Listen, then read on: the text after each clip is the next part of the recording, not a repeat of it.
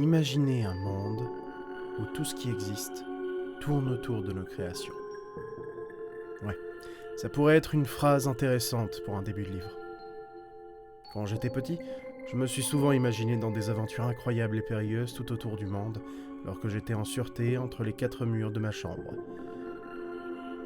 Mais que se passerait-il si les folles histoires d'un enfant étaient là pour cacher une vérité bien plus sombre, une vérité traumatique qu'on essaye de rejeter? Aujourd'hui, nous allons résoudre la disparition d'Ethan Carter. Je suis Red, ton investigateur onirique, et bienvenue dans Enquête d'horreur cosmique.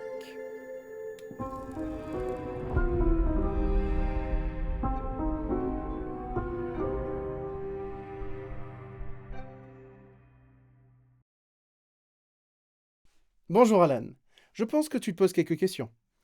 Je suis Red, créateur de jeux vidéo, et j'enquête sur l'horreur cosmique pour créer un jeu digne de ce nom. Aussi appelé horreur Lovecraftienne, ce genre littéraire a été initié par l'écrivain qui lui a donné son nom, Howard Philip Lovecraft. Elle fait ses débuts au commencement du XXe siècle, avec les nouvelles que Lovecraft publie principalement dans le magazine pulp Weird Tales. La plus connue est l'Appel de Cthulhu, qui se prononce réellement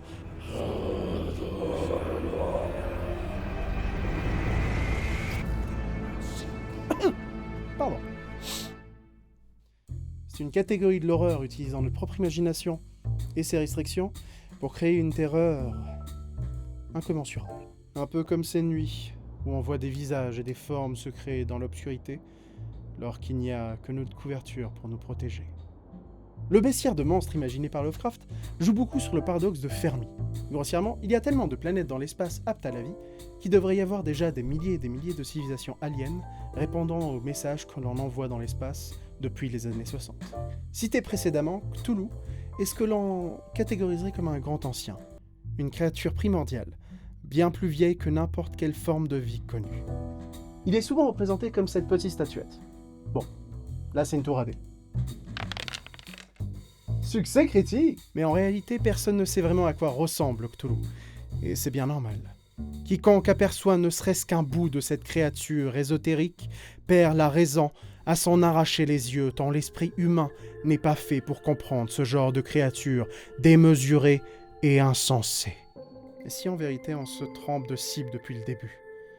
On envoie des messages vers l'infini, vers l'espace, alors que depuis le début, les créatures réellement sentientes se trouvent au plus profond de nos océans inexplorés, en train de dormir et d'attendre. Petit schéma.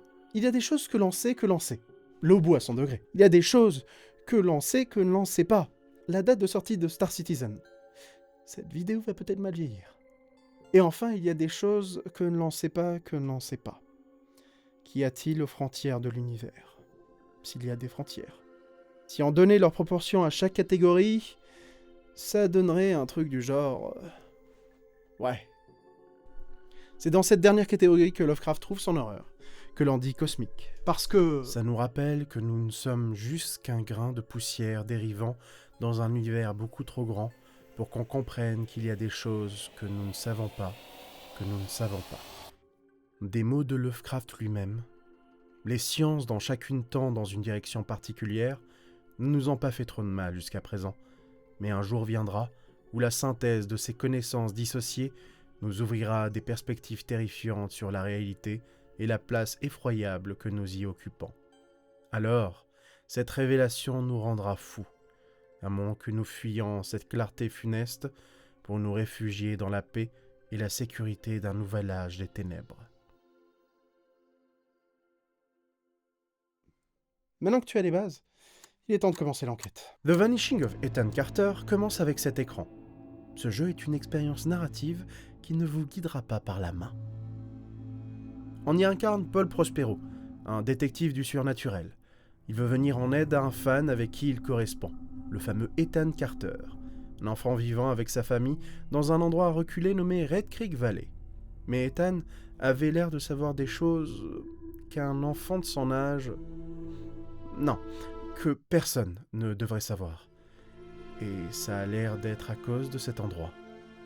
Red Creek Valley est un endroit... Oh, ok. Donc ça va se passer comme ça. Donc, comme je m'en doutais, Red Creek Valley est un endroit qui a l'air bien hanté. C'est par ici que je suis arrivé. Ce tunnel paraît suspect. J'imagine qu'il est temps de se retrousser les manches et d'utiliser la méthode scientifique. Première étape, observation. Je suis arrivé à pied par ce tunnel. On peut voir de la lumière au fond. Deuxième étape, hypothèse. Je savais que Red Creek Valley était une station minière. Peut-être que j'ai pris une draisine ou un wagon pour arriver ici. La lumière doit venir de là. Troisième étape, expérience. Quand faut y aller, faut y aller. De toute façon, faut penser à l'environnement et éteindre le Quatrième étape, résultat. D'accord. C'est la sortie. Ok, on va peut-être laisser la méthode scientifique de côté pour cette fois. Oublions cette expérience particulière et continuons l'enquête. Alors c'est ça, Red Creek Valley. Ça a l'air d'un endroit tout droit sorti d'une brochure pour vacanciers qui adorent le camping et la rando. Comme le dirait Paul Prospero, cet endroit me paraît aussi paisible qu'ordinaire. Mais j'ai appris 2 choses dans ma vie. Aucun endroit n'est vraiment paisible, ni ordinaire. Ah, ben tiens, le train qu'on cherchait tout à l'heure. Et il est ensanglanté. Bon, ça va raccourcir nos vacances. Nous voilà enfin dans le vif du sujet. Par pure déduction, je pense que le sang sur le train, celui sur les rails, et les traces devant nous appartiennent à la même personne. Lui. Nous sommes donc sur la première scène de crime du jeu. Alan, sois attentif. Comme sur le train, j'arrive à formuler quelques hypothèses. Notre victime a perdu ses jambes. Beaucoup de sang, mais aussi subi un gros coup à la tête.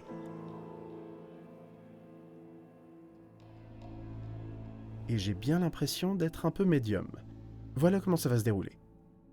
On examine la scène de crime, et on découvre tous les éléments qui la composent.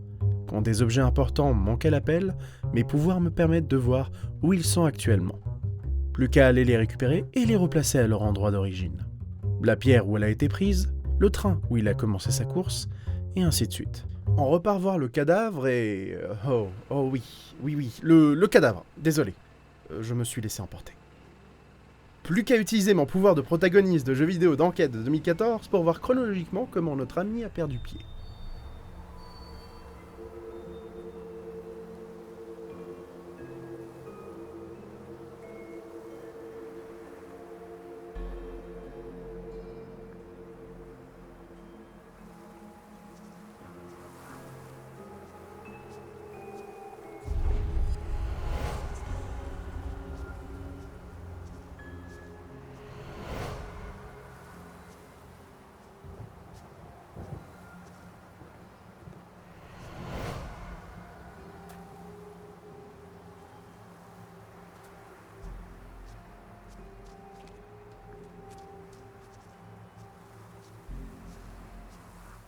Ok, 3 personnes dans cette scène. Le petit Ethan, Ed, son grand-père, et Travis, le grand frère d'Ethan, et notre victime. Travis voulait sacrifier Ethan à une entité surnommée le Dormeur. Le petit pense pouvoir le vaincre, mais son grand frère a l'air résolu à vouloir l'écraser, avec le train. À contre-cœur, le grand-père tape Travis avec une pierre qu'il a trouvée. Ethan arrive à se détacher et se mettre en lieu sûr. Et Edwin utilise le fameux train pour couper les jambes du grand frère. Ironique tout ça. Travis rampe, mais le grand-père lui assène un coup de grâce avec la manivelle de ce même train, celle que j'ai retrouvée au bord de l'eau. La mort de Travis élucidée, il faut continuer notre chemin. Je ne sais pas qui est ce dormeur, mais il en veut à la vie d'Ethan. Il faut qu'on le trouve. Et vite. Oula, un cosmonaute. Ouais, t'inquiète pas, on y reviendra. Bon. J'ai passé un peu de temps à explorer Red Creek Valley. Et comment dire, c'est un peu plus grave que ce qu'on pensait. La famille d'Ethan est morte. Son père, sa mère, son oncle, et comme on l'a déjà vu, son frère. Tout ça à cause d'une entité qu'ils appellent tous le dormeur. Ce serait Ethan qui l'aurait réveillé. Cette entité a l'air de les manipuler mentalement pour qu'ils la nourrissent. Le problème, c'est son régime alimentaire. Il est constitué de sacrifices humains. Non, Alan, je ne vais pas trop vite!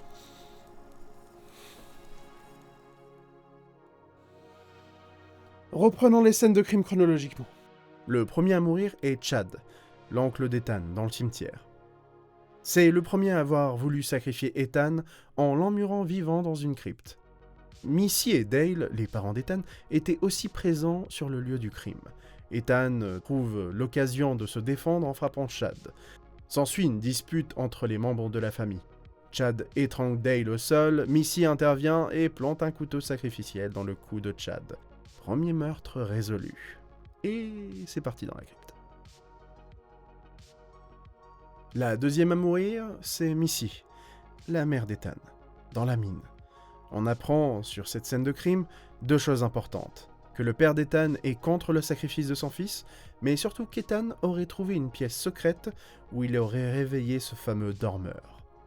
Missy demande l'aide de son mari pour utiliser l'ascenseur de la mine pour retrouver Ethan, mais Dale en décide autrement. Il décide d'utiliser l'ascenseur comme piège mortel, le faisant plonger dans l'eau souterraine. Missy ne pouvant s'en échapper, elle se noie. Second meurtre élucidé.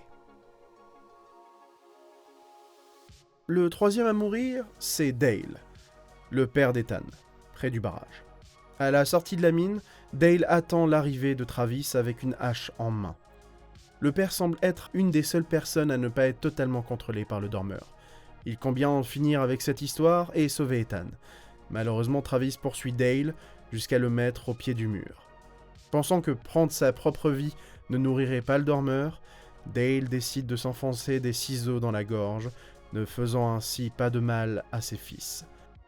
On y apprend aussi le fameux plan d'Ethan, sa façon d'arrêter le dormeur. Brûler la pièce des Vandergriff. On a enfin une vraie piste. Par contre, c'est qui, les Vandergriff?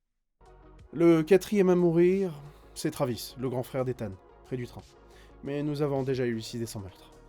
Jusqu'ici, tous les membres se sont entretués. Chad se faisant tuer par Missy, Missy par son mari, Dale par lui-même, poussé par Travis, et Travis par son grand-père. Je n'aime pas la tournure que cela prend. Où est Ed, le grand-père d'Ethan? Est-ce qu'il va finalement faire ce que le dormeur lui demande et sacrifier Ethan alors qu'il vient lui sauver la vie? Continuons l'exploration. Il y a quand même quelque chose que j'ai remarqué en me baladant à Red Creek Valley. Malgré les coutumes locales et familiales de s'entretuer, c'est un endroit idyllique. La mine et les habitations abandonnées devaient être pour Ethan un terrain de jeu incroyable, même si je n'ai vu aucune autre famille vivre ici. Il devait se sentir seul. Il m'a fallu un peu de temps pour désengager le barrage et passer par les escaliers. Au bout du chemin, une maison brûlée. Est-ce qu'on y est enfin? Est-ce que ça serait la maison des Vandergriff? Si oui, Alan, où est Ethan? En fouillant dans la maison, j'ai trouvé ce cadran. J'ai utilisé le code Corvus, qui m'est apparu grâce à mes pouvoirs. Corvus. Corbeau. Peut-être à voir avec le dormeur. Un thème qui revient souvent, à ce que je vois. Une fois le code entré, il ouvre une dalle secrète qui mène vers une cave avec un décor douteux. Et... oh... Edwin, j'imagine. Bon. Dernier crime à résoudre. Enfin, j'espère. Le cinquième à mourir, c'est Ed, le grand-père d'Ethan, dans la maison des Vandergriff. J'ai retrouvé des bouts de papier qui ont l'air de décrire d'anciens rituels qui ont eu lieu ici. Tous évoquent le même cycle qui s'est déroulé avec la famille d'Ethan. Le dormeur se nourrit de la souffrance qu'il engendre. Grâce à mes pouvoirs, j'ai remis en place la chronologie des événements. Ethan essayant de brûler la pièce, son grand-père l'aidant jusqu'à se sacrifier, grâce à l'esprit protecteur de sa femme qui empêche momentanément le dormeur de le contrôler. Comme Dale, le père, Edwin décide de disparaître pour laisser une chance de survie, même infime, à son petit-fils.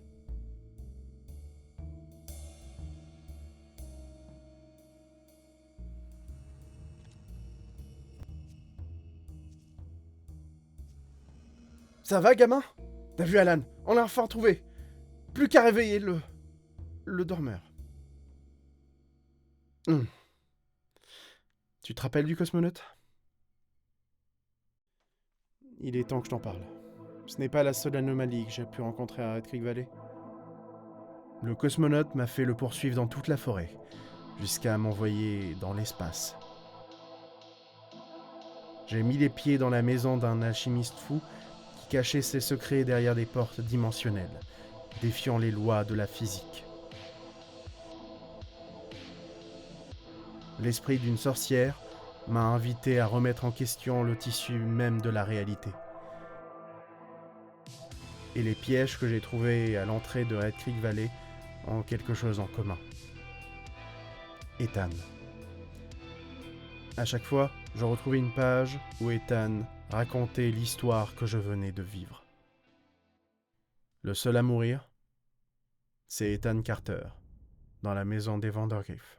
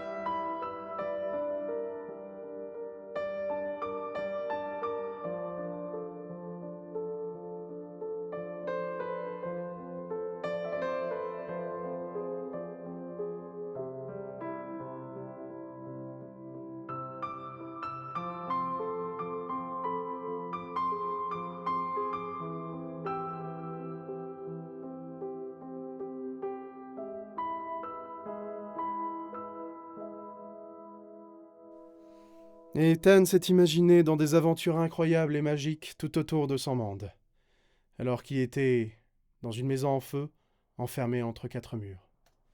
Ces histoires folles sont venues dans la vraie vie pour l'aider, pour lui dire un dernier au revoir.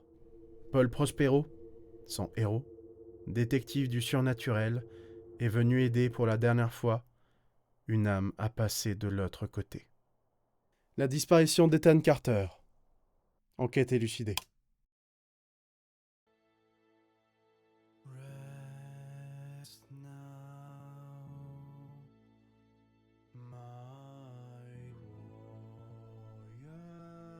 The Vanishing of Ethan Carter m'a beaucoup appris. Ce n'est pas vraiment un jeu d'enquête, pas vraiment d'horreur cosmique non plus. Mais ça n'a jamais été son but. Dès le départ, on le sait, c'est une expérience narrative. Ethan nous raconte ses histoires, il nous raconte sa dernière histoire.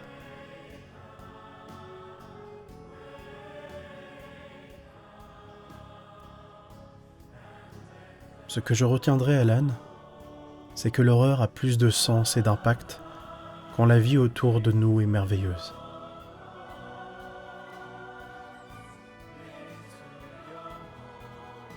Pour avoir peur, il faut d'abord avoir vécu les meilleurs moments. Le calme avant la tempête. Merci, Ethan.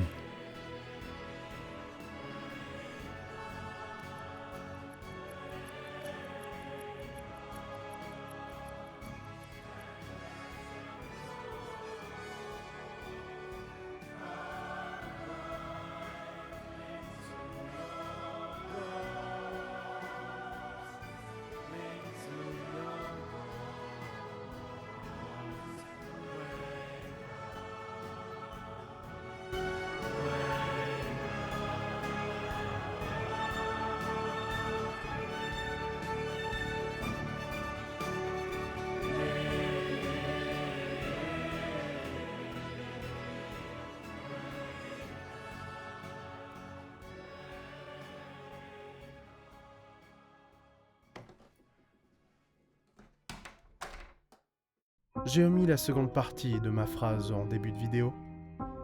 Imaginez un monde où tout ce qui existe tourne autour de nos créations.